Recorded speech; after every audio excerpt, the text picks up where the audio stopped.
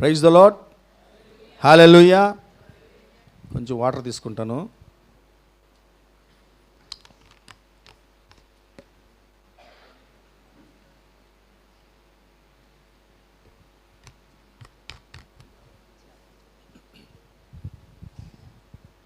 దేవుని నామంలో మీ అందరికీ వందనాలు. యేసుక్రీస్తు నామంలో మీ అందరికీ శుభములు. ఆయన నామంలో స్వాగతం. హల్లెలూయా. Praise the lord. ఎవరిని చూడడానికి వచ్చారండి ఈరోజు ఇక్కడికి? ఆమేన్. హల్లెలూయా. పక్కన చెప్పండి, నేను యేసయ్య కోసం వచ్చానని చెప్పండి. హల్లెలూయా. చాలా వారాలుగా ప్లాన్ చేసుకొని వాళ్ళని కలవాలి, ఈ సిస్టర్ని కలవాలి, ఆ బ్రదర్ని కలవాలని కాదు మనం వచ్చింది ఇక్కడికి. యేసయ్యని కలిసి వెళ్దామని వచ్చాం. ఆమేన్. Praise the lord. మనము రోజు న్యూస్ ఎవరు చూస్తారండి? ఎవరు చదువుతారు? వార్తలు ఎవరు చదవరు. పోనీ చూస్తారా? టీవీలో చూస్తారా? పోనీ వాట్సాప్లో చూస్తారా న్యూస్? ఎవరు ఏదో మొత్తానికి వార్తలు తెలుస్తుంటాయండి. అవునా కాదు? ఎంతమంది తెలుసండి ఇజ్రాయెల్ యుద్ధం చేస్తూ ఉందని? ఓకే. ఎంతమంది తెలుసండి రష్యా ఉక్రెయిన్లు కొట్టుకుంటున్నారని? వార్తలు చదివారు మీరు? టీవీ న్యూస్ చూసారా? చాలామంది చూడాలి, కానీ తెలిసింది కదా. ఏముండి నేను ఒకసారి నేను వార్తలు చదువుతుంటే నేను రోజు పేపర్ చదువుతాను, అలవాటు నాకు. ఒక ఆయన వచ్చి, మా కొలీగ్ వచ్చి, ఏముంది సార్ న్యూస్ అన్నాడు. నేను ఇప్పుడే ప్రారంభించాను బ్రదర్ అన్న. అంటే ఏముంది సార్, వాడు కొట్టుకుని ఈడు కొట్టుకుని, వాడు పొడిచాడు, ఈడు పొడిచాడు, వాడు పోయాడు, వీడు పోయాడు, ఇవే కదా సార్ వార్తలు అని చెప్పేసి వెళ్ళిపోయాడు ఆయన. నిజంగా ఆయన చెప్పాడు, అట్లా చూశాను. వరుసగా అవే వార్తలండి. అంటే ఏంటో తెలుసా? ప్రపంచము అస్తవ్యస్తంగా ఉంది, గందరగోళంలో ఉంది. ఎటు చూసినా గందరగోళమే. ఎక్కడ చూసినా భయభ్రాంతులు గురి చేసే వార్తలే. మంచి వార్తలు ఈ రోజుల్లో కరువైపోయినాయి. భయం గుప్పిట్లో జీవిస్తున్నారు. ఈవెన్ మనం అనుకోవచ్చు, మనకు కాదులే ఇదంతా, మనమంతా క్రిస్టియన్స్ కదా, దేవుని బిడ్డలం కదా అని. Even Christian families also under threat. వాళ్ళు కూడా భయభ్రాంతులకి గురి చేస్తున్నాడు. ఎవరు? సాతానుడు. ఎక్కడ కొడుతున్నాడు తెలిసిన సాతానుడు? మీకు ఎంతమంది తెలుసో ఏమో తెలియదు కానీ, ఓకే, ప్రపంచంలో ఎటువంటి సమస్యలు ఉన్నాయి ఇప్పుడు? ఏప్రిల్ మే రాబోతుంది. ఏంటి సమస్య? ఎండాకాలం. ప్రపంచమంతా గడగడగడ వణికిపోతున్నారు. వాతావరణం వేడెక్కిందని. ఇంకా అమెరికా ఎందుకండి అన్ని దేశాల మీద పన్నులు వేసేస్తున్నారు వాళ్ళు. నో మొమాటం. ఎందుకు? ఆర్థిక సమస్యలు. ఈవెన్ అమెరికాను కూడా పట్టి పీడిస్తున్నాయి ఆర్థిక సమస్యలు. చాలా అప్పులు ఉన్నాయంట వాళ్ళకి. కాబట్టి ప్రపంచాన్ని పీడిస్తున్న సమస్యల్లో ఒకటి వచ్చేసి ఆర్థిక పరిస్థితులు, ఆర్థిక సమస్యలు, మరొకటి వాతావరణ సమస్యలు, ఇంకా భయంకరమైనటువంటి ప్రాణాలు పోగొట్టుకుంటున్నారు ఎంతోమంది. కారణము యుద్ధాలు. దేనివల్ల? టెర్రరిజం. ఏమంటారు తెలుగులో? ఉగ్రవాదం. ఎందుకు యుద్ధాలు జరుగుతున్నాయో తెలుసా? చాలామంది దేశాల మధ్యలో ఉగ్రవాదమే కారణం. పాకిస్తాన్కి, భారతదేశానికి మాటికి ఎందుకు వాళ్ళు గెలుక్కుంటారు తెలుసా? ఉగ్రవాదమే కారణం. సో ఉగ్రవాదం. ఇంకా ఏమున్నాయండి? మతపరమైనటువంటి సమస్యలు. నిశ్చయత లేదు, స్థిరత్వము ఏ దేశంలోనూ లేదు. ఆ విధమైనటువంటి పరిస్థితుల్లో ప్రపంచం ఉంది. ఇదొక భాగం అయితే, అందులో మన సమస్యలు వేరు, విశ్వాసుల సమస్యలు వేరు. సాతానుడు కూడా పట్టి జల్లిస్తున్నాడు మనల్ని ఎక్కడ కొడతాడో తెలుసా అండి సాతానుడు? ఇప్పుడు మనం ప్రపంచాన్ని ఏ విధంగా అల్లాడుతుందో మనం తెలుసుకున్నాం, ఏమేమి విషయాల్లో. మరి క్రైస్తవులు, విశ్వాసులు ఏ విధంగా దెబ్బ కొడుతున్నాడో తెలుసా సాతానుడు? He is attacking the families. కుటుంబ వ్యవస్థని ధ్వంసము చేయడానికి ప్రయత్నిస్తున్నాడు. ఇంకా ఆరోగ్యాలని దెబ్బతీస్తున్నాడు. ఇంకా అన్నిటికన్నా ఫైనల్, ఇది లేకపోతే విశ్వాసి జీవించలేడు, ఆత్మీయ జీవితం మీదనే అటాక్ చేస్తున్నాడు. మరి భద్రత ఎక్కడుంది? మనకి భద్రత ఎక్కడుంది? భద్రత ఆమేన్. ఎంతమంది యేసయ్యలో భద్రత ఉందని నమ్ముతారండి? ఇంకెక్కడ లేదు మనకి భద్రత, కేవలము యేసు ప్రభువులోనే అటువంటి భద్రత ఉంది. కీర్తన ఇది చదవండి, కీర్తనలు 91:4.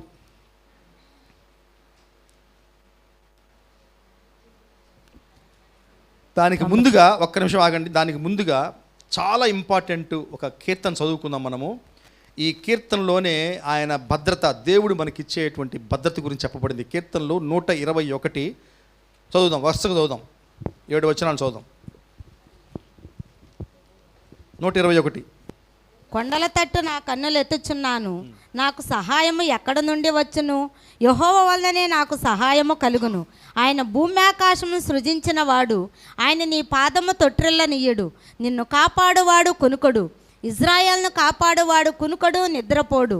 యెహోవాయే నిన్ను కాపాడువాడు, నీ కుడి ప్రక్కను యెహోవా నీకు నీడగా ఉండును. పగలు ఎండ దెబ్బైనను నీకు తగులదు, రాత్రి వెన్నెల దెబ్బైనను నీకు తగులదు. ఏ అపాయమును రాకుండా యెహోవా నిన్ను కాపాడును. ఆయన నీ ప్రాణమును కాపాడును. ఇది మొదలుకొని నిరంతరము నీ రాకపోకలందు యెహోవా నిన్ను కాపాడును. ఎవరండి భద్రత ఇస్తున్నారు మనకి? యెహోవా. యెహోవా, యెహోవాయే మనకి భద్రత ఇస్తాడు. అలాగే కీర్తనలు 20:7 ఈ విధంగా ఉంటుంది. కొందరు రథములను బట్టి, కొందరు గుర్రములను బట్టి అతిశయపడుదురు, మనమైతే మన దేవుడైన యెహోవా నామమును బట్టి అతిశయపడదము. ఒకరోజు అంటే నేను విశ్వాసంలోకి వచ్చిన కొత్తల్లో విన్నవి ఇప్పుడు పాత పడిపోయినాయి, నాకు మామూలు అయిపోయింది అవన్నీ, అంటే అలవాటు పడిపోయా. ఒకసారి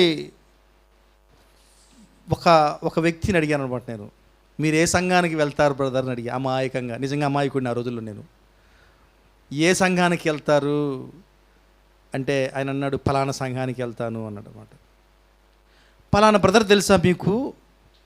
ఆ బ్రదర్ కూడా మీ సంఘానికి వస్తాడు అనుకుంటాను అన్న.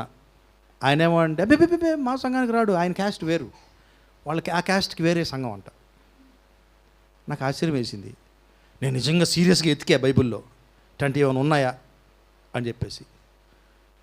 ఆయన మళ్ళీ ఆయన ముందుకు అడగకుండా వేరే ఒక తెలిసిన పాస్టర్ గారు ఉంటే ఆయన అడిగాను, పాస్టర్ గారు ఇదేంటండి ఈ ఊరిలో ఒక్కొక్క క్యాస్ట్కి ఒక సంఘం ఉందా అని అడిగా.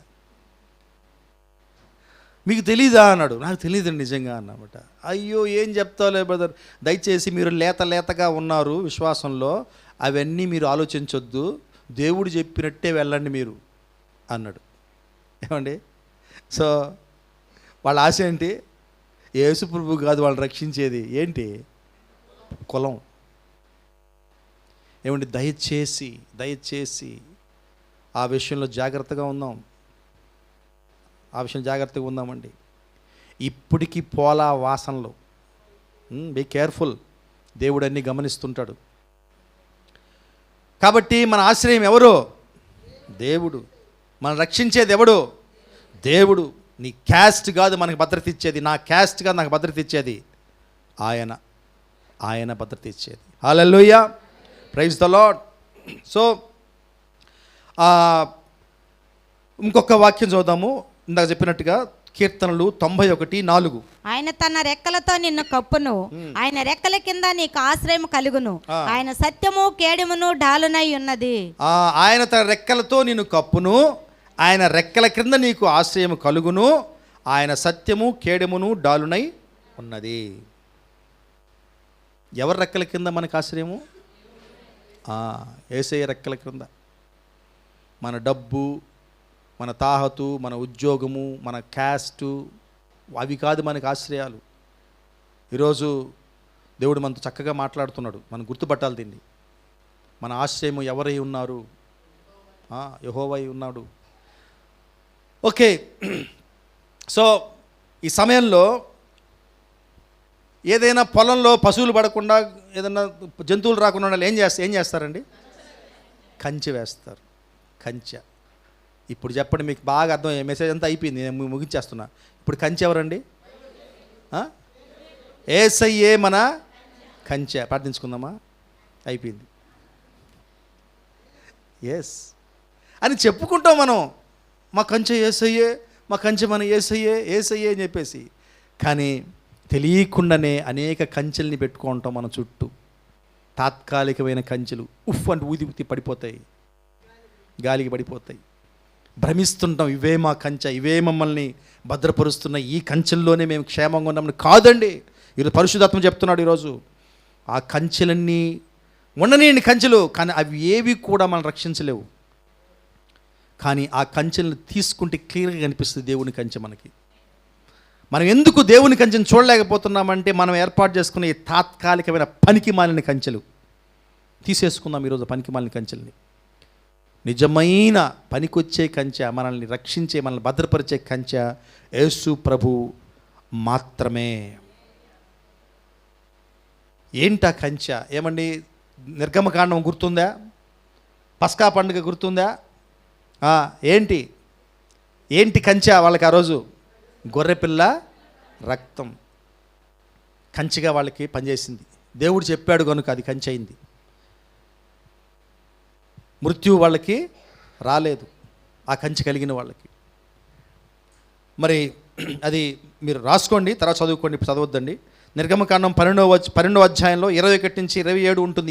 ఎలా జరిగింది ఆ రోజు, దేవుడు ఏం చెప్పాడు, ఎలా వాళ్ళు ఆ గొర్రెపిల్ల రక్తాన్ని వాళ్ళ ద్వారాలకు రాసుకున్నారు, ఏ విధంగా ఆ యొక్క మృత్యుదూత మరి ఆ పాస్ అయినప్పుడు వాళ్ళందరినీ అలా వదిలేసి వెళ్ళిపోయిందో, దేన్ని బట్టి వదిలేసి వెళ్ళిందో మనకందరికీ తెలుసు, ఆ రక్తాన్ని బట్టి, ఆ కంచెని బట్టి. అలాగే 1 కొరింథీయుల పత్రిక 5:7 ఒక మాట ఉంటుంది, చూద్దాం. 1 కొరింథీయుల పత్రిక 5:7. మీరు పులిపిండి లేని వారు కనుక క్రొత్త ముద్ద అవుటకై ఆ పాతదైన పులిపిండిని తీసి పారవేయుడి. ఇంతే కాక క్రీస్తు అను మన పస్కా పశువు వధింపబడెను. ఆమేన్. ఆమేన్. మనకి నూతన నిబంధనలో ఉన్న వారికి పస్కా పశువు ఎవరండి?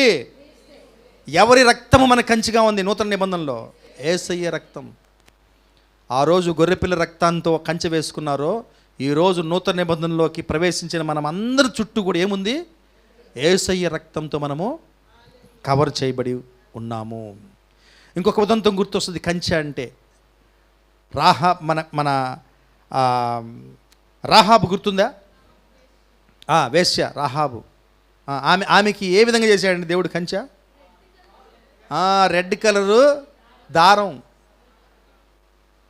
వాళ్ళు వెళ్తూ వేగులు ఆమెకు చెప్పేసారు, గ్యారంటీ ఇచ్చిపోయారు, మేము బాధ్యులం కాదమ్మా, నువ్వు ఈ దారము వేసుకో ఉండాలి, ఆ రోజు వేసుకుంటేనే మేము మిమ్మల్ని, మీ కుటుంబాన్ని రక్షించగలం, లేకపోతే మా బాధ్యత కాదు, ఎవరు దానిలోంచి బయట రాకూడదు, మీ వాళ్ళు ఎవరైతే ఉన్నారో దాంట్లోంచి పెట్టేసుకోండి. కంచె. అలాగే నోవా కూడా చెప్పాడు దేవుడు కంచె. ఏంటా కంచె? బోటు, ఓడ అనే కంచె నోవాకి దేవుడు చెప్పాడు ఏర్పాటు చేసుకోమని. ఇవన్నీ కూడా మనకి తెలిసినవే, చాలాసార్లు వినున్నాము, చదువున్నాము. అయితే కంచె వేసుకుంటామండి, అంత బాగానే ఉంది. రాహాబు ఆ దారం వేసేసుకుంది, మరి ఇంటి వాళ్ళందరూ బయటకు వస్తే చంపేస్తారు. మరి గొర్రెపిల్ల రక్తం రాసుకున్నారు నిర్గమకాండంలో, రాసుకొని అరే బిళ్ళం కూడా ఆడుకున్నారా అని బయటికి వెళ్తే పిల్లల్లా పెద్దల్లా అవుట్. సో ఎప్పుడు మనకి రక్షణ, ఎప్పటికి మన భద్రత? కంచెలో నువ్వు ఉన్నప్పుడు. పక్కన చెప్పండి, నువ్వు కంచెలో ఉన్నప్పుడే నీకు భద్రత. It is true. ఎందుకు మనం అందరం ఇన్సెక్యూరిటీ ఫీల్ అవుతున్నాం తెలుసు ఈ రోజుల్లో? ఎందుకు అభద్రతా భావంతో ఉన్నాం తెలుసా? అమ్మో ఏదో అయిపోద్ది, అమ్మో ఏదో జరిగిపోద్దని. కారణము కంచెలో లేవు, మనం కంచె బయట ఉన్నాం.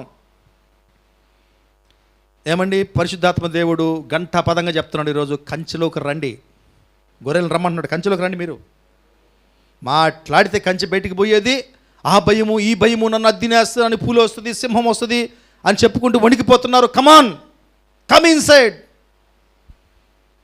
ఇన్సైడ్ ద ఫెన్స్, కంచెలోకి రండి అని దేవుడు చెప్తున్నాడండి ఈరోజు.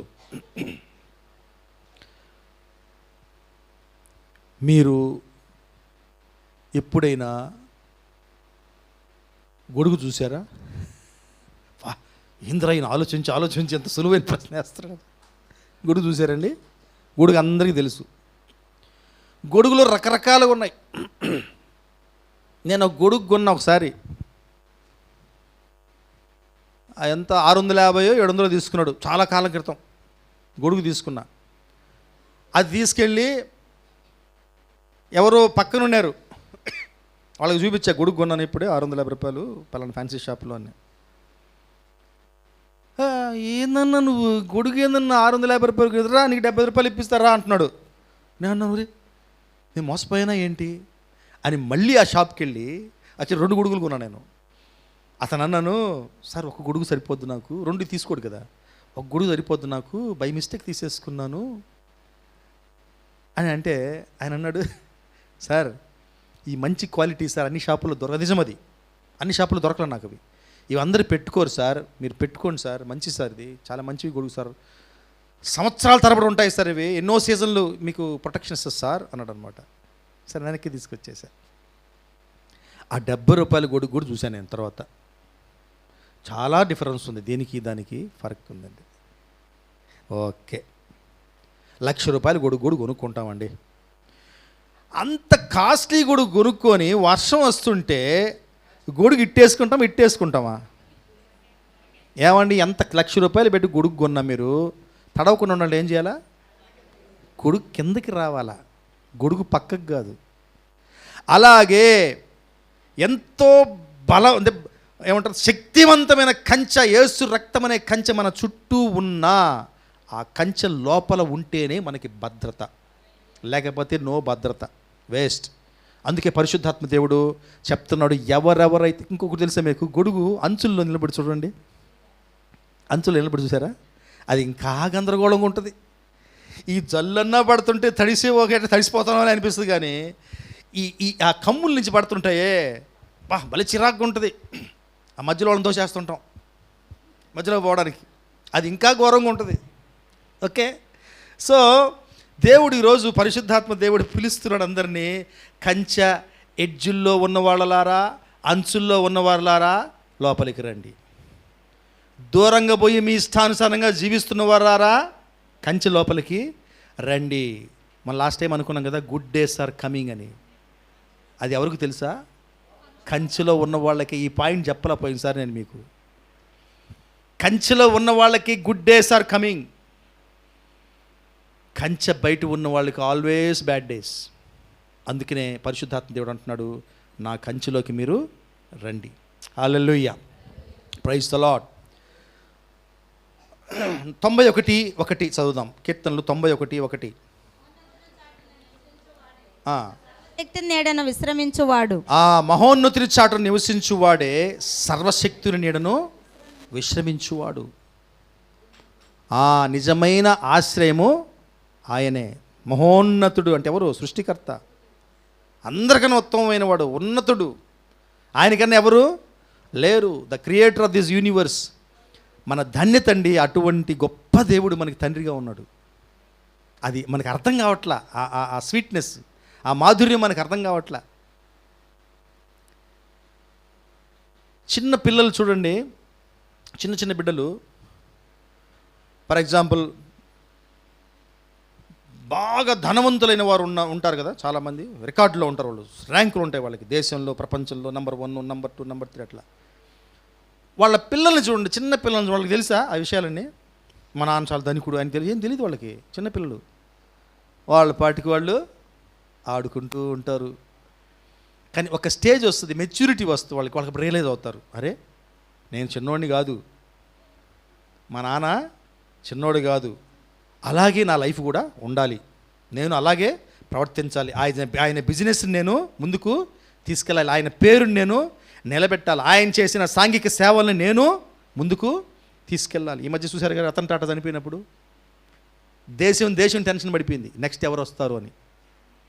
ఎందుకంటే అటువంటి లెజెండరీ పర్సనాలిటీ ఆయన.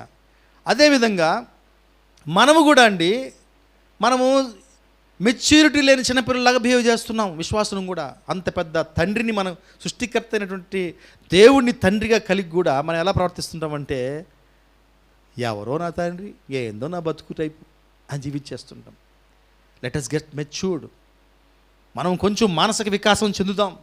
మన దేవుడు ఎవరో, మన తండ్రి ఎవరో గమనిద్దాం. ఆయన చెప్పిన దాన్ని చేద్దాం. ఆయన కంచె లోపల జీవిద్దాం. హల్లెలూయా. ఓకే,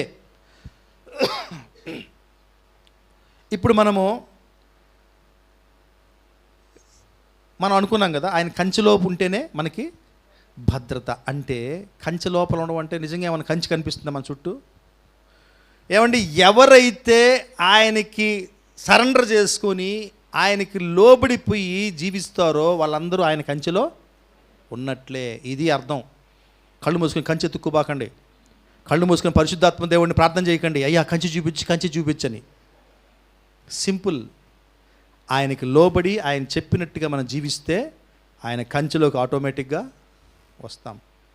ఎవరైతే ఆయన చెప్పిన దానికి వ్యతిరేకంగా జీవిస్తారో వాళ్ళు ఆటోమేటిక్గా కంచె బయటికి వెళ్ళిపోయి ఉంటారు. కాబట్టి 2 విషయాలు మాట్లాడుకొని మనం ముందుకు వెళ్ళిపోదాం. ఈ కంచెలో ఉండడానికి 2 విషయాలు మనకి జరగాలండి. ఫస్ట్, ఈ కంచెలో ఉండాల్సిన అవసరం మనకు తెలియాలి. Hallelujah, praise the lord. Hallelujah, hallelujah, praise the lord. ఒకసారి గట్టిగా చప్పట్లు కొడదామంట. పక్కన ఎవరైనా చప్పట్లు కొట్టకుండా ఉంటే వాళ్ళని చూడండి, ఒకసారి చూసి ప్రైజ్ ద లార్డ్ అని చెప్పండి. ఓకే, నేను అందుకే ఒక్కొక్కసారి అనిపిస్తుంది నాకు గోడను చూస్తూ చెప్దామని. గోడ నిద్రపోదు కదా. ఓకే, సో ఫస్ట్ కంచె అవసరం మనకు తెలియాలి. కంచెలో ఉండాలంటే కంచె అవసరం మనకి తెలియాలి, మొదటిది. ఆ తర్వాత కంచెలో కంటిన్యూగా నడవాలి. కంచె లోపలే ఉండగలిగేలా మనము జీవించాలి.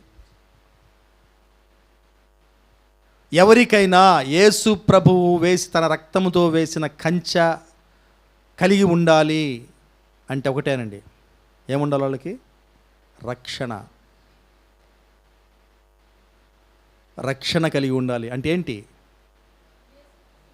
ఈరోజు సువార్త చెప్పుకుందాం మనం. సువార్త అంటే ఏంటండి? మంచి వార్త అని చెప్పకండి చిలకల్లాగా. సువార్త అంటే ఏంటి? సువార్త అంటే ఏంటి? ఒకసారి అంటారు ఎంత సువార్తే కదా అంటారు కొంతమంది.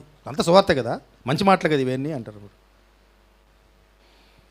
ఏమండి, సువార్త అంటే గాస్పెల్ అంటే సువార్త. చాలాసార్లు చెప్పుకుంటాం ఈ విషయం గురించి మనం. What is gospel?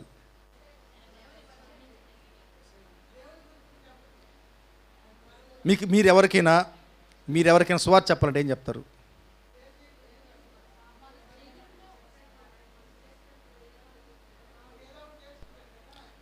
నేను ఈరోజు మార్నింగే ఒక రోడ్డు గురించి విన్నా. రోముకు వెళ్ళే రోడ్డు అంట. అంటే ఏంటి తెలుసా? రోమీలు రాసిన పత్రిక. రోమీలకి వెళ్ళే రోడ్డులో 4 సార్లు స్టాప్ అయితే స్వార్థ అయిపోద్దంట.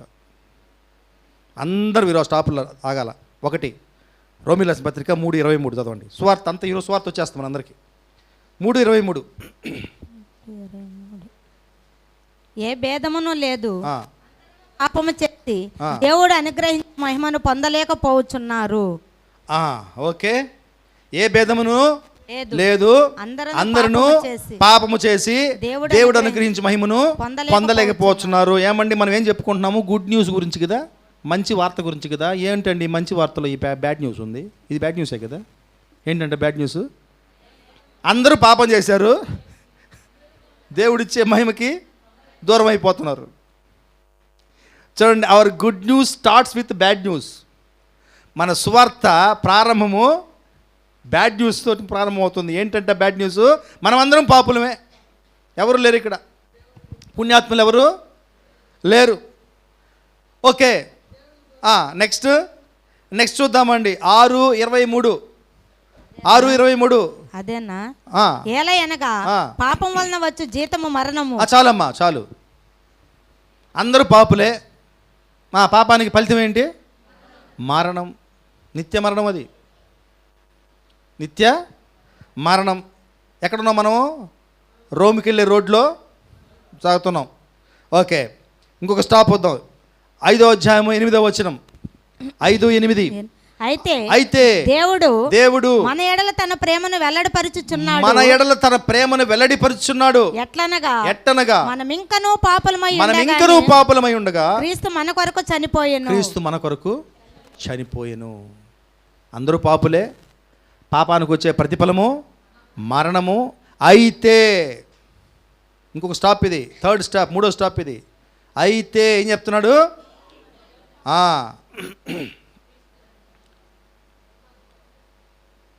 దేవుడు మన ఎడల తన ప్రేమను వెల్లడిపరుచున్నాడు. ఎట్టనగా మనం ఇంకనూ పాపులమై ఉండగానే క్రీస్తు మన కొరకు చనిపోయాడు.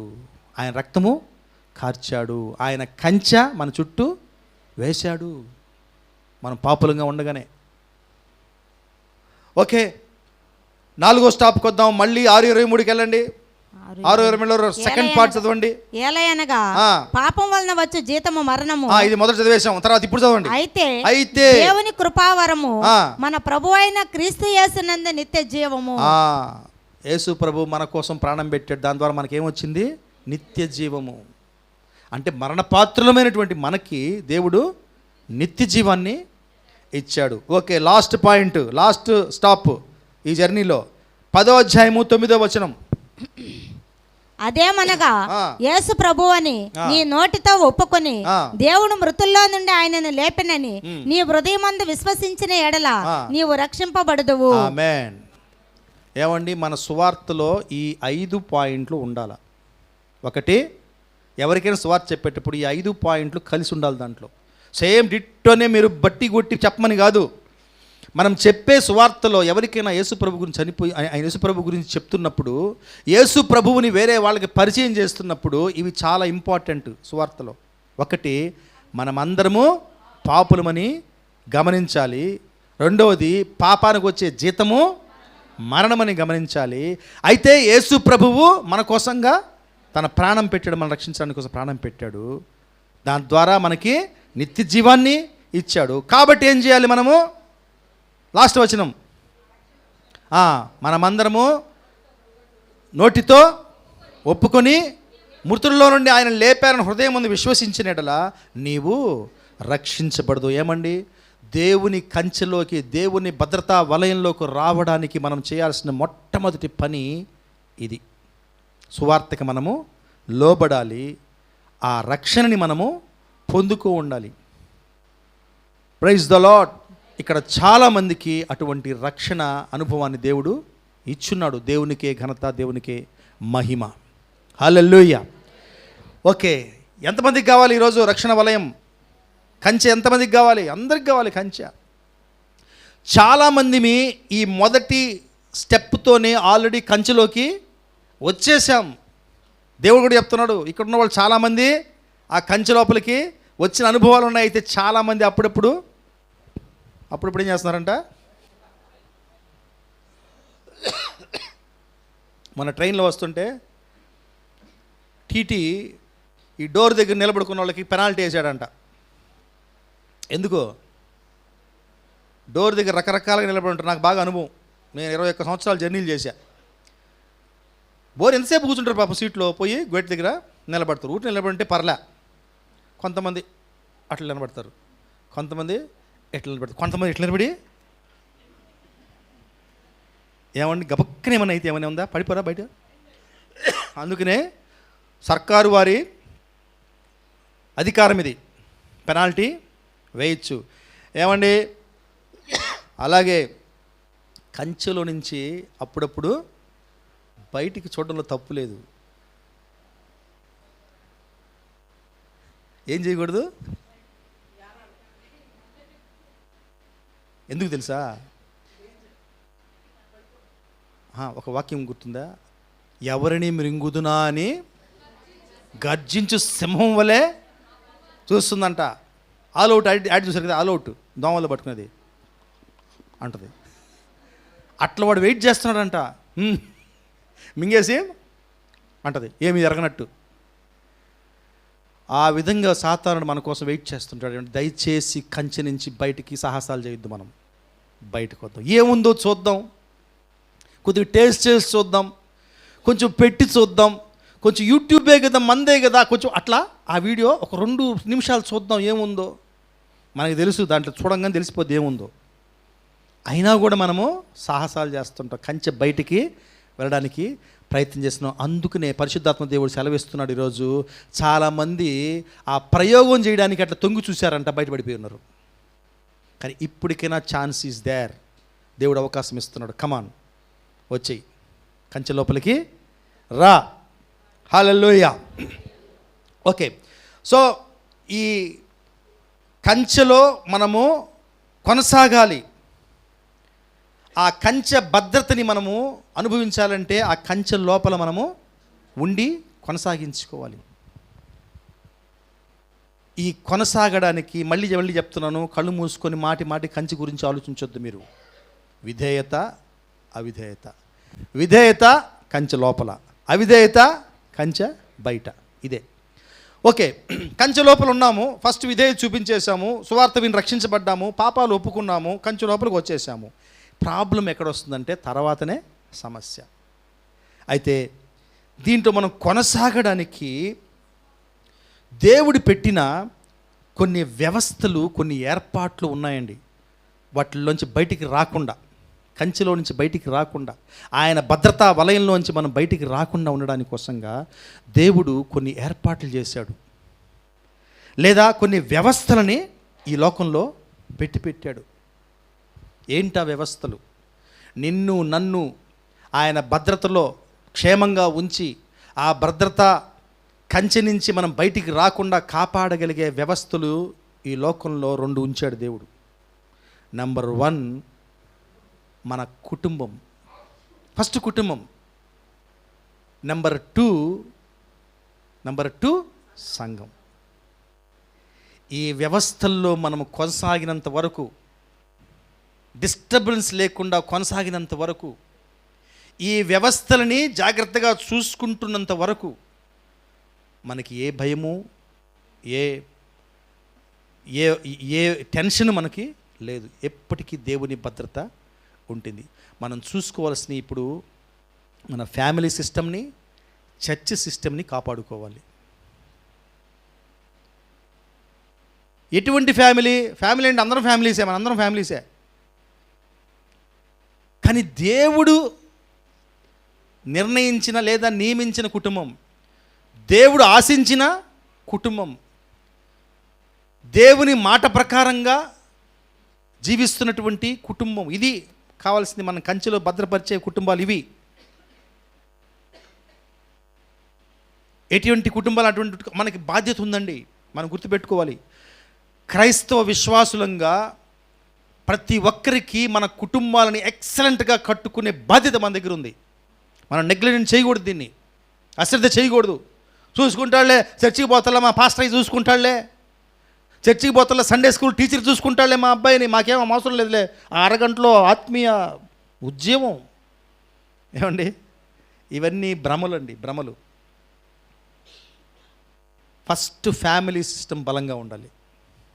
అప్పుడే మనము ఆ యొక్క కంచెలో నిలుస్తాం.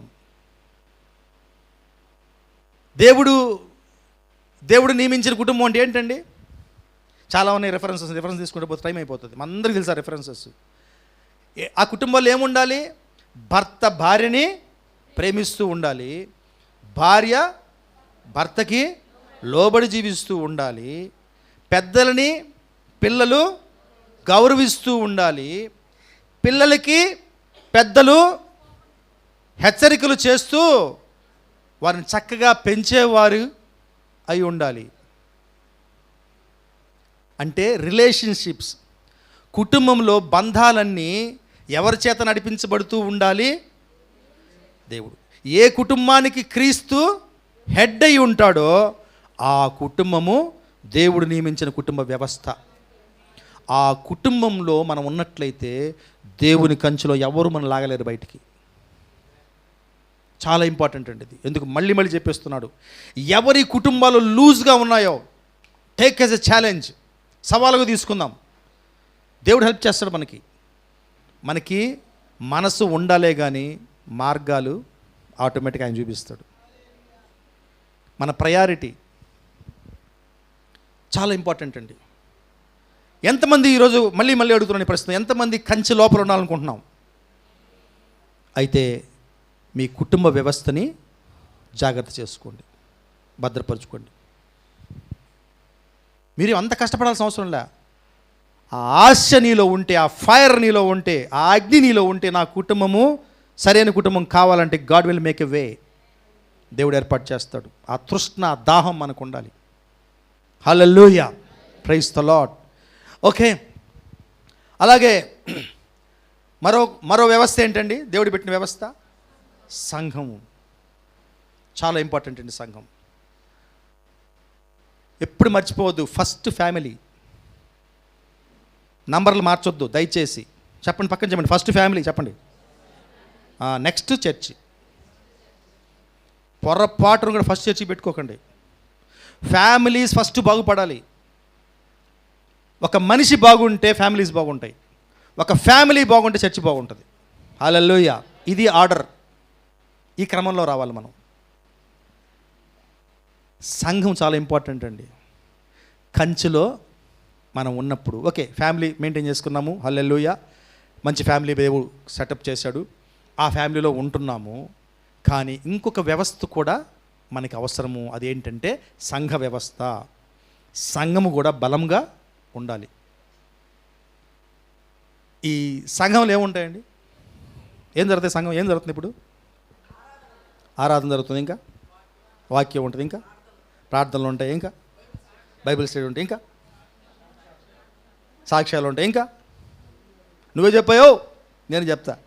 సహవాసం, బ్యూటిఫుల్ ఫెలోషిప్. ఊరికే అన్నారు కానీ ఇందాక మేము ఏసఐ కోసం వచ్చాము, ఏసఐ కోసం అన్నారు కానీ చాలామంది ఫ్రెండ్స్ని కలవడానికి వచ్చి ఉంటారు. తప్పులేదండి, తప్పులేదు దాంట్లో. కానీ దానికన్నా ఇది ఎక్కువ కాకూడదు. ఏసఐ కన్నా ఇది ఎక్కువ కూడదు. అంతవరకే కొంచెం కేర్ఫుల్గా ఉండాలి. ఏమంటే సహవాసం ఎంత ఇంపార్టెంట్ అంటే మనం కంచెలో భద్రపరచబడడానికి చాలా ఇంపార్టెంట్. నేను కొంతమందికి నేను యూత్ మీటింగ్ నడిపించేటప్పుడు కొంతమంది పిల్లలు డిప్రెషన్లో ఉండేవాళ్ళు, వాళ్ళ ఫ్యామిలీస్ని బట్టి. నాన్న బాగుండరనో, అమ్మ బాగుండరనో, ఇంట్లో గొడవలనో, ఏదో డిప్రెషన్లో ఉండేవాళ్ళు అనమాట.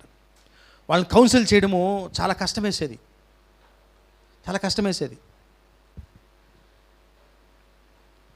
ఏదో చెప్పేవాళ్ళం, బలపరిచేవాళ్ళం, వాక్యాలు పెట్టి చెప్తూ ఉండేవాళ్ళం, ప్రాక్టికల్గా చెప్తూ ఉండేవాళ్ళం. అయితే ఎందుకంటే వాళ్ళకి సంఘ వ్యవస్థ కూడా చాలా అవసరం. అటువంటి వాళ్ళకి దేవుడు అన్యాయస్తుడు కాదు. ఒకవేళ ఎంత ప్రయత్నించినా ఒకవేళ కుటుంబాలు డిస్టర్బ్డ్గా ఉంటాయి ఒక్కొక్కసారి. అటువంటప్పుడు సంఘ వ్యవస్థ వాళ్ళకి హెల్ప్ చేస్తుంది. కానీ మొట్టమొదట ప్రయారిటీ మనము మన కుటుంబాలకి ఇవ్వాలి. మనము కుటుంబాలను కట్టుకోవడంలో మనము ఇవ్వాలి. Praise the Lord. ఇంకొక 2-3 విషయాలు మనం మాట్లాడుకొని ముందుకు వెళ్ళిపోదామండి. హెబ్రీయులకు రాసిన పత్రిక 10వ అధ్యాయము 24-25. ఫ్యామిలీ రిలేషన్షిప్స్ రెఫరెన్స్లు చాలా ఉన్నాయండి. మీ అందరికీ తెలుసా రెఫరెన్స్లు?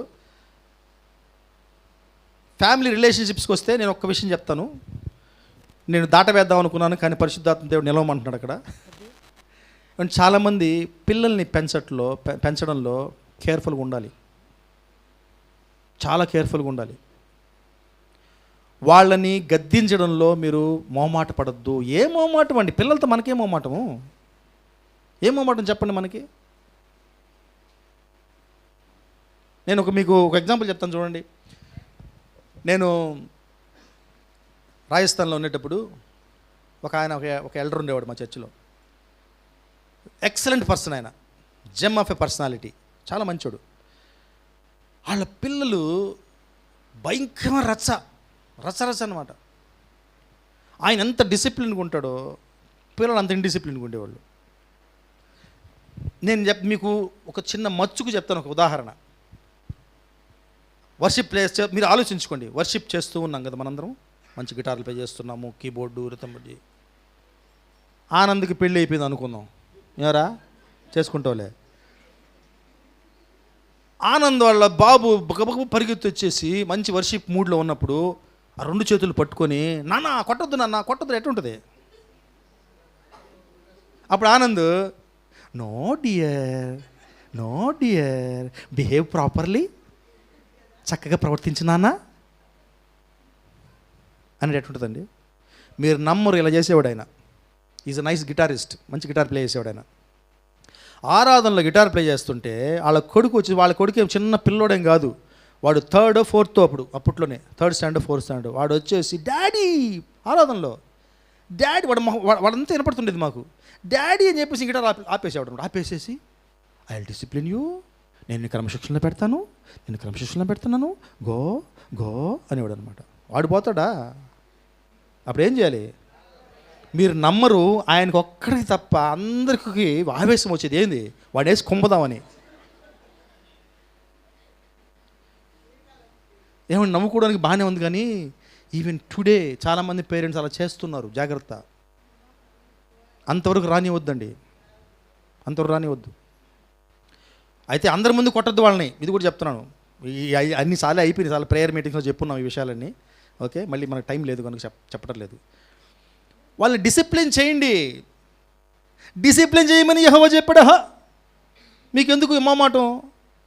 ఎవరో చెప్పలే, యెహోవానే చెప్పాడు. బెత్తం తీసుకో, 2 దెబ్బలు అని. నేను టూ మచ్ చేశాను, నేను నా లైఫ్లో అయితే చాలా ఎందుకంటే మా నాన్న కూడా టూ మచ్ చేశాడు. మాకు భయంకరంగా పెళ్లి చేసేవాడు మా నాన్న. అలాగే దర్శన మహిమలకు చిన్నప్పుడే పెళ్లి చేశాను నేను, బాగా కొట్టేవాడు. కానీ వాళ్ళు ఇప్పుడు కూడా దర్శనం పెళ్ళైన తర్వాత ఎవరికో చెప్తున్నాడు మన సాక్ష్యం, ఆ దెబ్బలే నన్ను సరైన మార్గంలో పెట్టాయని చెప్పేసి. డోంట్ హెజిటేట్ నేను చెప్తున్నాను కదా. దర్శనం ఆ విధంగా సాక్ష్యం చెప్పేటప్పుడు కూడా నాకు ఎక్కడో హృదయం అంటుంటుంది అనమాట. అబ్బా నేను మంచి పని చేశానని. ఒక్కోసారి అర్థం కాదండి, పిల్లల్ని ఎలా పెంచాలో అర్థం కాదు మనకి. నిజంగా మేము అండర్గో అయ్యాం దాంట్లో. నేను ఎక్కడో ఉండేవాడిని, thousands of kilometers దూరంలో ఉండేవాడిని. 1.5 నెలకో 2 నెలలకో ఇంటికి వస్తే పిల్లలతో నాకు ఉండదండి. వాళ్ళతో చక్కగా ముచ్చటగా ఉండాలని, వాళ్ళని ఇట్లా ఎక్కించుకోవాలని, లేకపోతే ఇట్లా ఎక్కించుకోవాలని, లేకపోతే స్కూటర్లు తిప్పాలని ఉండదా? ఉండేది. కానీ వాళ్ళు చేసే పనులు చూసి నాకు కోపం వచ్చేసేది. ఫస్ట్ ప్రమీలు నడిచేవాడిని, ఏం చేస్తున్నావు, వాళ్ళు ఇటు చేస్తున్నట్టు ఏం చేస్తుంది తను, ఏం చేస్తుంది, ఒంటరిగా ఏం చేస్తుంది, డ్యూటీ చేసుకుంటుందా, ఇంటికి వస్తుందా, ఇంట్లో బాధ్యతలు చేస్తుందా, పిల్లల్ని చూసుకుంటుందా. మెల్లమెల్లగా దేవుడు రియలైజ్ చేయించాడు నన్ను.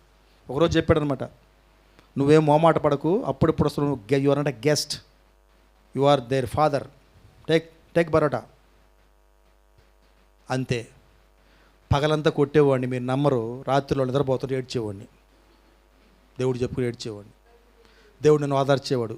మంచి పని చేస్తున్నావు నాన్న, నువ్వు మంచి పని చేస్తున్నావు, don't worry, they will be discipline children అని చెప్పేవాడు దేవుడు. కాబట్టి దయచేసి ఫ్యామిలీ సిస్టమ్స్ ఇవన్నీ ఇంపార్టెంట్ థింగ్స్ అండి. లేకపోతే రేపు మీరు పే చేయాల్సి వస్తుంది, డబ్బులు ట్రిప్పులు 10 times మీరు పే బ్యాక్ చేయాల్సి వస్తుంది, తీర్చుకోవాల్సి వస్తుంది మీరు అప్పు. గుర్తుపెట్టుకుందాం. అలాగే ఫ్యామిలీ రిలేషన్షిప్స్ ఇవన్నీ కూడా జాగ్రత్తగా ఉండండి. అలాగే ఇక చాలా వర్సెస్ ఉన్నాయి, మీరు మీ తర్వాత చదువుకోండి. హెబ్రీయుల పత్రిక 10వ అధ్యాయము 24-25. కొందరు మానుకొనుచున్నట్టుగా సమాజముగా కూడుట మానక ఒకరినొకడు హెచ్చరించుచు ఆ దినము సమీపించుట మీరు చూచిన కొలది మరీ ఎక్కువగా అలాగూ చేయొచ్చు. ప్రేమ చూపుటకును సత్కారములు చేయుటకును ఒకరినొకడు పురికొల్పవలనని ఆలోచింతము. కొందరు మానుకొనుచున్నట్టుగా ఆల్రెడీ స్టార్ట్ చేశారు అక్కడ కార్యక్రమాన్ని, ఆల్రెడీ ఆగిపోతున్నారు. సమాజంగా కూడుకోవడం, కంచి బయటికి ఆల్రెడీ వెళ్ళిపోతున్నారు. అప్పుడు చెప్పాడైనా పౌలు గారు, ఆల్రెడీ కొంతమంది కంచి బయటికి వెళ్ళిపోతున్నారు. ఆ దినము వచ్చే కొంది మీరు మరింత ఎక్కువగా కలుసుకుంటూ ఉండాలి. ఎందుకు కలుసుకోవాలా? పర్పస్ చూడండి కింద, ఎందుకు కలుసుకోవాలి? ఆ దినము 25 చదువుమ్మా. ప్రేమ చూపుటకును సత్కార్యములు చేయుటకును ఒకరినొకడు పురికొల్పవలనని ఆలోచింతము. ఏమండి పురికొల్పడం తెలుసా? పురికొల్పడం అంటే ఏంటి? ఎంకరేజ్. మనం పురికొల్పుకుంటాం దేనికి? చెత్త చేయడానికి పురికొల్పుకుంటాం. ఒక్కొక్కసారి మన ఆఫీసుల్లో ఏదైనా డొనేషన్స్ కలెక్ట్ చేస్తుంటారు. మొట్టమొదటి వాడి దగ్గరికి వచ్చిన వాడికి అర్థం కాదు ఎంత ఇవ్వాలా ఏంటి, గందరగోళంగా ఉంటుంది. వీడేమనుకుంటాడు పక్కరోడు ఎంత ఇస్తే అంత ఇద్దానని, నువ్వు పోయి రబ్బా అటు పోయేసి మళ్ళీ ఇస్తా అంటారు అనమాట. సరే అంతా తీసుకో, మళ్ళీ లాస్ట్లో వస్తాడు. అప్పుడు లిస్ట్ చూస్తాడు ఎవరెవరు ఎంత ఇచ్చారు చెప్పేసి, రాసుకో అంటే. చూసారా, అంటే వాళ్ళు ఎవరందరూ ఇవ్వడం వల్ల ఇతను పురికొల్పబడ్డాడు. మనసులో 100 రూపాయలు అనుకో ఉంటాడు, అంత తిరిగి వచ్చేటప్పటికి అందరూ 500 ఇచ్చి ఉంటారు మినిమం. వీడేం చేస్తాడు, 100 రూపాయలు రాయడు, అమ్మమ్మో అవమానం, 500 పో తీసుకో. ఏమండి, పురికొల్పబడ్డం అంటే ఇది. Encourage others by your good deeds. ఆ విధంగా మనం ఒకరినొకరు పురికొల్పుకోవాలి. మంచి విషయాల కోసం, ఇచ్చే విషయాల కోసం, ప్రేమించే విషయాల కోసంగా మనము అందుకోసంగా ఆ రోజు వచ్చే కొద్ది ఆయన రెండవ రాకడ మొన్న దగ్గర ఉండిందా, నిన్న దగ్గర ఉండిందా? ఆయన రెండవ రాకడ మొన్న దగ్గర ఉండిందా, నిన్న దగ్గర ఉండిందా?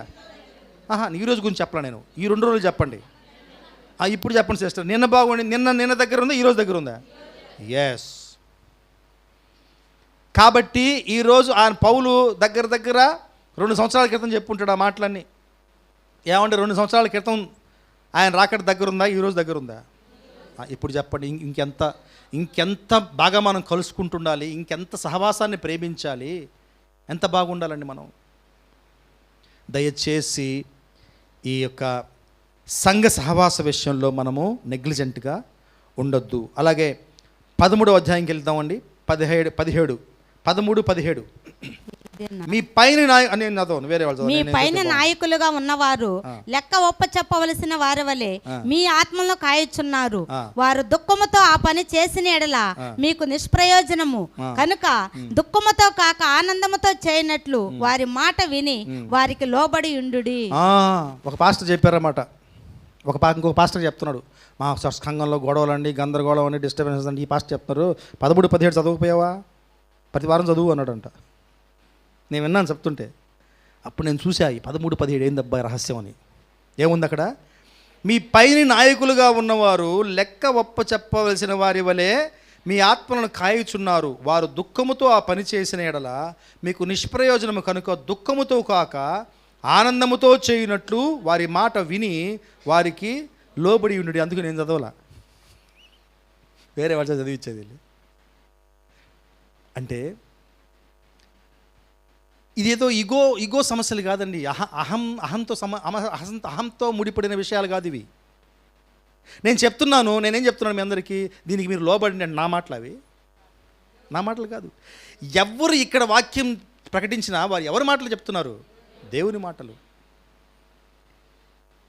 కాబట్టి సంఘ వ్యవస్థలో అందరము కలుసుకుంటూ ఉండాలి. ఆ దినము వచ్చే కొద్ది, దగ్గర అయ్యే కొద్ది ఇంకా ఎక్కువగా కలుసుకుంటూ ఉండాలి. మంచి కార్యాల కోసం ఒకరినొకరు పురిపుకొల్పాలి, ఎంకరేజ్ చేయాలి, ఛాలెంజ్ చేయాలి. అలాగే ఎవరైతే రెస్పాన్సిబిలిటీస్ ఇవ్వబడ్డాయో సంఘంలో వారికి కోఆపరేట్, నేను లోబడమని చెప్పను కానీ కోఆపరేట్ చేయాలి, సహకరించాలి. ఒక డ్రైవరు బస్సు తోలుతుంటే మాటిగా స్టీరింగ్ ఇంటి పట్టుకొని ఇట్లాగే ఇందాక గిటార్ని కానీ డిస్టర్బ్ చేశాడు పిల్లడు. అట్లా ఎలక్ట్రిక్ తోలుతాడండి? తోలలేడు. అందుకనే మంచి పెద్ద వెహికల్స్లో, ఓల్వో లాంటి వెహికల్స్లో డ్రైవర్ క్యాబినే సూపర్గా ఉంటుంది. ఎవరు రాకుండా పెట్టేస్తుంటారు అన్నమాట. ఆయనకి ప్రైవసీ కావాలి. ఎందుకంటే ఆయన డ్రైవింగ్ మీదనే వీళ్ళ ప్రాణాలు ఆధారపడి ఉన్నాయి. కాబట్టి బాధ్యతలు ఇవ్వబడినటువంటి సంఘంలో ఎవరైతే బాధ్యతలు ఇవ్వబడ్డారో వాళ్ళకి మనము సహకరిస్తూ ఉండాలి. అప్పుడు చక్కగా ఈ సంఘ వ్యవస్థ నడుస్తుంది. ఇంకా సంఘం ఎలా మనల్ని ఆ యొక్క కంచెలో ఉంచుతో తెలుసా? ఏమంటే చాలామందిని నేను చెప్తున్నాను, ఈరోజు దేవుడికి సాక్షిగా చెప్తున్నాను, చాలామందిని కంచెలో ఉంచుతుంది మన విజ్ఞాపన ప్రార్థన. Praise the lord, hallelujah, very good, yes, it deserves clapping. కుటుంబాలు బాగానే ఉన్నాయి కానీ వాళ్ళకి సంఘ సపోర్ట్ కూడా కావాలి. అందుకనే విజ్ఞాపన అనేది చాలా ఇంపార్టెంట్. ఒకరి గురించి మనం విజ్ఞాపన అంటే కేవలం రాంబాబు మీద దోసేసి రాంబాబు వేసుకో రికార్డు వేసుకో అని కాదు. ఒకరి గురించి ఒకరు మనం ప్రార్థనలు చేసుకోవాలి. అది విజ్ఞాపన ప్రార్థన యొక్క కాన్సెప్ట్. ఒకరి గురించి ఒకరు మనం ప్రార్థన చేసుకో, ఒకరికొకరు సపోర్ట్ చేసుకుంటూ ఉండాలి. కేవలం ప్రార్థనతో సరిపోదండి, కేవలం ప్రార్థనతో కూడా సరిపోదు. బైబిల్లో ఉంది కదా, నువ్వు hallelujah praise the Lord brother, నేను పడుకున్నాను బ్రదర్, రేపు చూసుకుందాంలేండి అని చెప్పడం కాదు, అవసరతలో ఉన్న వాళ్ళని చూసి. సో ఇవన్నీ కూడా సంఘములో ఉండాలి, మనం మెయింటైన్ చేయాలి. ఇది ఒక్కరి వల్ల అయ్యేది కాదు, ఇది కలెక్టివ్. సంఘం అంటేనే ఒక కుటుంబం, పెద్ద కుటుంబం ఇది. అలాగే సంఘంలో ఇది యాక్చువల్గా పెద్ద సబ్జెక్టు, నేను కట్ చేస్తున్నాను ఇక్కడికి. సంఘంలో రిలేషన్షిప్స్ ఎలా ఉండాలంటే, ఇద్దరు కలుసుకోగానే ఆమె ఇట్టంట ఆయన ఇట్టంట చెప్పుకోవడం కాదండి. ఎందుకు తెలుసా, ముందుగా అనుకున్నాం కదా, ఎంకరేజ్ చేసుకోవడానికి. ఇది ఎంకరేజ్ చేసుకునేటట్టు ఉండవు ఇవి. రియల్గా మనకి ఏదైనా సమస్య ఉంటే మనము చెప్పుకునేటట్టుగా ఉండగలిగే సహోదరుని సంపాదించుకోవాలి మనం సంఘంలో. ఇంకొకటి గుర్తుపెట్టుకోండి, మిస్అండర్స్టాండ్ చేసుకోవద్దు, మీరు కన్ఫ్యూజ్ కావద్దు. అందరితో మనకు ఆ సంబంధాలు ఉండవు. ఒక సంఘమైనా సరే గుర్తుపెట్టుకోండి, మీరేమి గిల్టీ ఫీల్ అవసరంలా, అపరాధ భావంతో కృంగిపోనవసరంలా, ఇది లేదని. ఒక సంఘములో ఉన్నప్పటికీ, అందరూ ఉన్నప్పటికీ అందరితో అందరికీ బెస్ట్ రిలేషన్షిప్ ఉండాలని రూల్ లేదు. అలాగని తగువులు ఉంటాయని కాదు. ఒక ఇద్దరు క్లోజ్గా ఉండొచ్చు. ఎందుకు క్లోజ్గా ఉండాలి మనము? ఒకరి సమస్యలు ఒకరికి మనం చెప్పుకునేటాటికి. ఇది చాలా ఇంపార్టెంట్. ఇది ఎంత నిలబెడుతుందంటే మనల్ని, మన సమస్యలు ఉన్నప్పుడు, మనం ఇరుకులు గుందా వెళ్తున్నప్పుడు, ఆవేదనలో ఉన్నప్పుడు చక్కని కౌన్సిలింగ్స్ దేవుడు మనకిస్తాడు, సలహాలు మనకిస్తాడు. నాకు కొన్ని కుటుంబాలు తెలుసు, అంటే మన సంఘంలోనే కాదు బయట కూడా కొన్ని కుటుంబాలు తెలుసు. వాళ్ళు ఎంతగా ఆదరిస్తారంటే, అవసరతలో ఉన్నవారిని కానీ, ప్రాబ్లమ్స్లో ఉన్నవారిని కానీ, వాళ్ళ దగ్గరికి వచ్చిన వాళ్ళని ఎంత చక్కగా సలహాలు ఇచ్చి వాళ్ళు ఎంతగా బలపరుస్తారంటే, ఈ రోజు కూడా వాళ్ళకి బంధుమిత్రుల కన్నా ఎక్కువగా ఉన్నారు వాళ్ళు. ఆ యొక్క లబ్ధి పొందిన వాళ్ళు, ఆశీర్వాదం వీళ్ళ నుంచి పొందిన వాళ్ళు. It is true. అలాగే మనము కూడా ఒకరికొకరు సలహాలు చెప్పుకుంటూ బలపరుచుకునే సిస్టంలో మనం ఉండాలి. లాస్ట్ వర్షన్ చదువుకుందాము, సామెతలు 11:14. నాయకులు లేని జనులు చెడిపోవదురు, ఆలోచనకర్తలు అనేకులుండుట రక్షణకరము. There is a safety in the multitude of counsels, ఇంగ్లీష్లో ఉంటుంది అది. Where no counsel is the people fall, but in the multitude of counsellors there is safety. మన సహవాసం ఆ విధంగా ఉండాలి. ఒకరిని బలపరిచే సలహాలు ఇవ్వగలిగే విధంగా మనం ఉండాలి. ఏమండి, ఎవరు యాక్చువల్గా సలహాలు ఇవ్వడానికి అర్హులండి? ఎవరు ఇతరులకి సలహాలు ఇవ్వగలిగే అర్హత కలిగి ఉంటారు? వాళ్ళు పాటిస్తున్నప్పుడు, వాళ్ళు పాటించి దాన్ని అనుభవించి ఎక్స్పెరిమెంట్ చేసి సక్సెస్ అయినప్పుడు, ఆ సలహాని ఇంకొకరికి ఇచ్చినప్పుడు సేమ్ ఆల్అవుట్ లాగా పట్టుకుంటారు, సలహాని ఆశీర్వదించబడతారు. కాబట్టి ఫస్ట్ మనము కంచెలో ఉండడము నేర్చుకోవాలండి. కంచెలోకి రావడం మనము నేర్చుకోవాలి. మనం నేర్చుకున్నాం. ఎవరైతే ఎంతమంది అయితే తన పాపాలు ఒప్పుకొని యేసు ప్రభువును రక్షకుడిగా హృదయంలో అంగీకరిస్తారో వాళ్ళు కంచె లోపలికి వస్తారు. ఇది ఒక్కటే మార్గం, సువార్త ఒక్కటే మార్గం. ఆ కంచెలో వచ్చి దాంట్లో కొనసాగింపు చేయడానికి దేవుడు 2 విధాలైన వ్యవస్థల్ని ఈ భూమి మీద ఉంచాడు. ఒకటి మన కుటుంబాలు, 2 సంఘం. కుటుంబాలంటే ఏ కుటుంబాలంటే ఆ కుటుంబాలు కాదని, ఏ కుటుంబం అయితే యేసు ప్రభువు చెప్పిన నియమాల మీద కట్టబడుతుందో ఆ కుటుంబము మనల్ని కంచె నుంచి బయటికి రానివ్వదు. అలాగే ఏ సంఘం అయితే దేవుడు చెప్పిన ప్రకారము ఒకరికొకరు సహకరించుకుంటూ ప్రేమలో వర్ధిల్లుతూ అరమరికలు లేకుండా ముందుకు వెళ్తారో ఆ సంఘము కూడా తమ విశ్వాసుల్ని ఎవరిని కూడా కంచె నుంచి బయటికి వెళ్ళనివ్వదు. సో ఇటువంటి కంచెలో మనల్ని ఉంచగలిగే వ్యవస్థలు మన జీవితంలో రావాలని కోరుకుంటూ మనం ప్రార్థన చేసుకుని ముగించుకుందాం. అదరపు కళ్ళు పోసుకుందాం.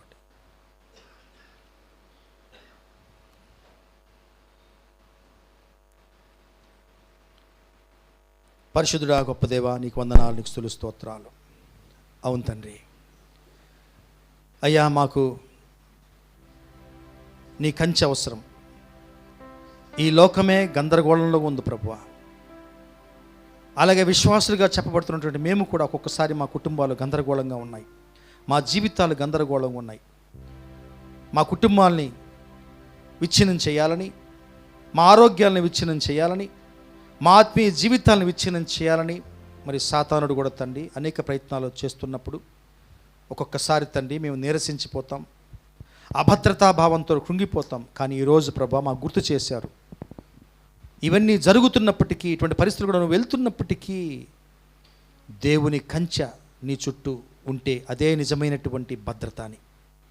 దేవా, మరి ఆ రోజు ఐగుప్తులో నాయనా వారికి మీరు ఇచ్చినటువంటి కంచె మేము గుర్తు చేసుకున్నాం.